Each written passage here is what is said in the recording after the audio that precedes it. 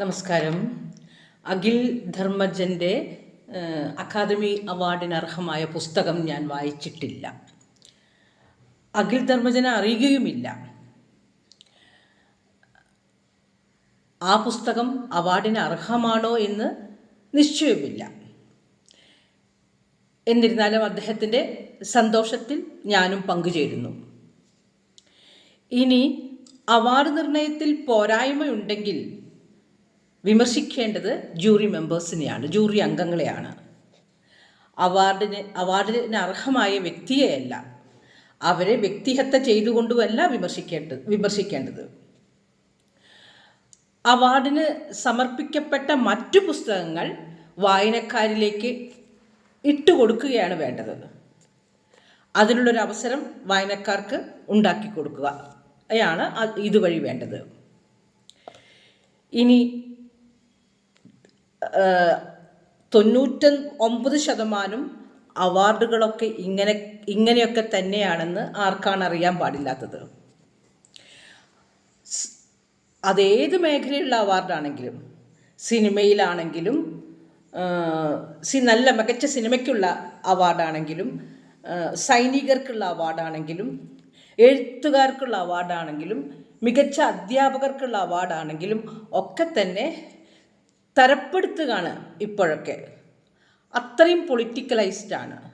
ഇതൊന്നും ആർക്കും അറിയാത്ത കാര്യവുമല്ല. എന്നിരിക്കെ ഈ വ്യക്തിക്ക് കിട്ടിയ അവാർഡ് മാത്രം അങ്ങനെ എന്ന് പറഞ്ഞ് വിമർശിക്കുന്നതിനോട് യോജിപ്പില്ല. ഒരു 10-35 വർഷം മുന്നേ ഒരു ഓണററി കൊടുത്ത സൈനികൻ, തികഞ്ഞ ആൽക്കഹോളിക്കായിട്ടൊരു സൈനികൻ ഓണററി കൊടുത്തിട്ടുള്ളത് എനിക്കറിയാം. അദ്ദേഹം വലിയ തുക പെൻഷൻ വാങ്ങി ആണ് മരിക്കുന്നവരെ ജീവിച്ചത്, മറ്റാനുകൂല്യങ്ങളൊക്കെ കൈപ്പറ്റിയിട്ട്. ഇനി എഴുത്തിലാണെങ്കിൽ നമുക്ക് എല്ലാവർക്കും പരിചിതനായ ഏറ്റവും പ്രതിഭയായ OV വിജയന് കിട്ടാത്ത അക്കാദമി അവാർഡ് മീഡിയോക്കർ റൈറ്റേഴ്സ് സഞ്ചിയിലാക്കി കൊണ്ടു നടക്കുന്നത് കണ്ട് ചിരിച്ചിട്ടുണ്ട് നമ്മളൊക്കെ, ഞാനൊക്കെ. ആ മീഡിയോക്രിറ്റി തന്നെയാണ് ഇപ്പോൾ അക്കാദമികൾ ഭരിച്ചിരുന്നതുമൊക്കെ.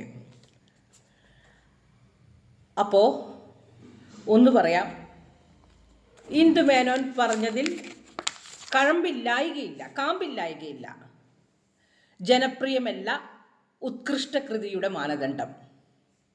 അങ്ങനെയാണെങ്കിൽ മികച്ച സിനിമയ്ക്കുള്ള അവാർഡ് പോൺ സിനിമകൾക്ക് കൊടുക്കേണ്ടതായി വരും, സെക്സ് സിനിമകൾക്ക് കൊടുക്കേണ്ടതായിട്ട് വരും, പോൺ മൂവീസിന്.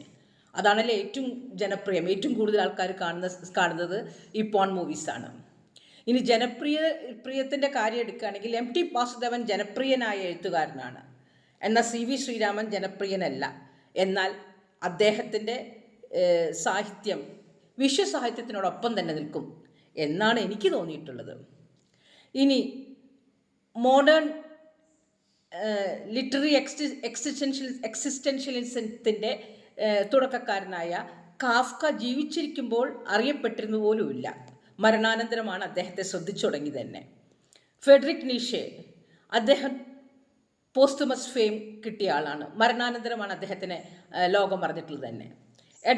എഡ്ഗർ അലൻ പോ ജീവിച്ചിരിക്കുന്ന സമയത്ത് വലിയ സ്വീകാര്യതയുള്ള എഴുത്തുകാരനായിരുന്നില്ല. മൊബിഡിക് എഴുതിയ ഹെർമൻ മെൽവിൽ എന്ന എഴുത്തുകാരൻ മരണാനന്തരമാണ് അറിയപ്പെട്ടത് തന്നെ. എമിലി ഡിക്കൻസും അവരുടെ മരണത്തിന് ശേഷമാണ്, അമേരിക്കൻ പോയിറ്റസ് എമിലി ഡിക്കൻസ്, അവരുടെ മരണത്തിന് ശേഷമാണ് അവർക്ക് വേണ്ട രീതിയിലുള്ള സ്വീകാര്യത, എഴുത്തുകാരി എന്നുള്ള രീതിയിൽ അംഗീകാരമൊക്കെ കിട്ടിയിട്ടുള്ളത്. സിൽവിയ പ്ലാത്തും അതുപോലെ തന്നെയാണ്. അതികാൽപ്പനിക കവി ജോൺ കീറ്റ്സ്, അദ്ദേഹത്തിൻ്റെ കൃതികൾ ജനങ്ങളിലേക്ക് എത്തിയത് അദ്ദേഹത്തിൻ്റെ മരണാനന്തരമാണ്.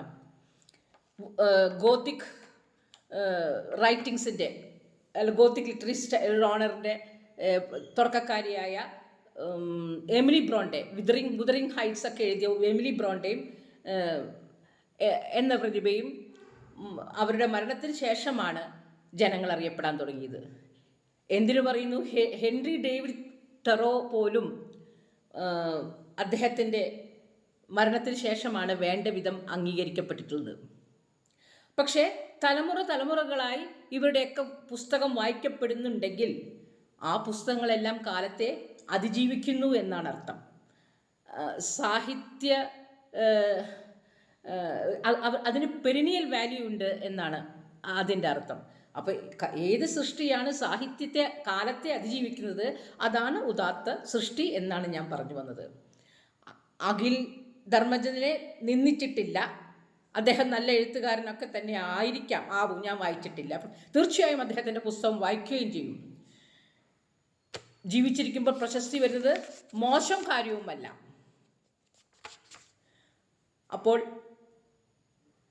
ഇന്ദു മേനോനും പറഞ്ഞതിൽ സത്യമുണ്ട് എന്ന് പറയുക കൂടിയാണ് ഞാൻ ഇതുവഴി ചെയ്തത്.